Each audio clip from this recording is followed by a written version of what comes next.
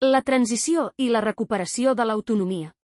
Amb Joan Carles I com a rei i Adolfo Suárez com a president de govern, i amb la pressió de les reivindicacions populars de canvi polític, es portà a terme la transició del franquisme cap a un règim democràtic d'una manera pactada entre els sectors oberturistes de l'anterior règim i les forces polítiques de l'oposició.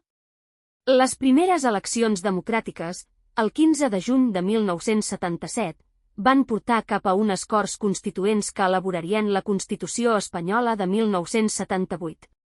El 23 d'octubre de 1977 el president Tarradellas tornà per presidir una Generalitat provisional.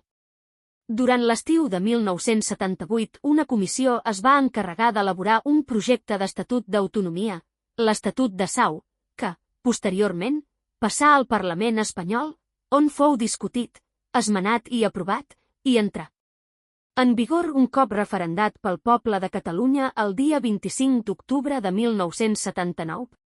Catalunya tornava a recuperar el seu autogovern.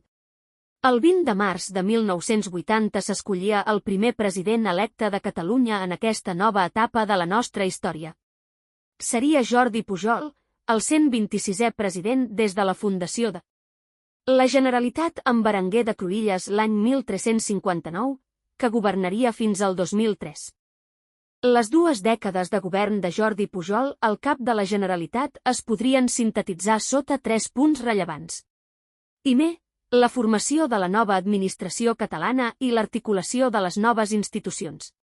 Segon, la creació de 2 elements fonamentals que van fer possible la formació d'un espai comunicacional, en català, com significar la creació de la Corporació Catalana de Mitjans de Comunicació, i d'un espai policial, propi, com fou el desplegament dels Mossos d'Esquadra. Tercer, el possibilisme i la negociació en les relacions entre la Generalitat i l'Estat espanyol a través de suports parlamentaris a Madrid a canvi de transferències o demanda de recursos. Durant aquests anys, cal destacar l'intent de cop d'estat del 23 de febrer de 1981, l'entrada d'Espanya a la Unió Europea i a l'OTAN, el període de govern del PSOE de Felipe González com a president, del 1982 al 1996, i el de José María Aznar, del Partit Popular, del 1996 al 2004. També cal destacar la celebració dels Jocs Olímpics de Barcelona el 1992.